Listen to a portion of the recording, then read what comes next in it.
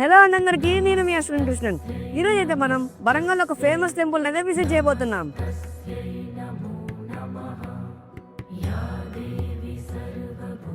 హన్మకొండ మరియు వరంగల్ మధ్యలో ఉన్న ఈ భద్రకాళి టెంపుల్ తెలంగాణ స్పిరిచువల్ ప్లేసెస్లలో ఒకటి. భద్రకాళి అమ్మవారు ఇక్కడ ప్రధాన దేవం. అమ్మవారు మనకి ఉగ్ర రూపంలో దర్శనమిస్తారు, కానీ భక్తులకు అమ్మ లాంటి కర్ర చూపిస్తుంది. సుమారుగా 1400 సంవత్సరాల నాటి ప్రాచీన దేవాలయం. ఈ ఆలయం కాకతీయ రాజుల కాలంలో నిర్మించడం జరిగింది. ఇక్కడ అమ్మవారి విగ్రహం చాలా పెద్దది. అలానే కాకుండా దూరం నుండి భక్తులు ఇక్కడికి వచ్చి అమ్మవారికి సేవలు చేస్తుంటారు. ప్రతి బతుకమ్మ దసరా సమయంలో ఇక్కడ ఉత్సవాలు ఘనంగా జరుగుతాయి. భద్రకాళి చెరువు కూడా ఈ ఆలయం పక్కనే ఉంటుంది. ఇక్కడికి వచ్చిన భక్తులకు మనసుకు ప్రశాంతత కలుగుతుంది.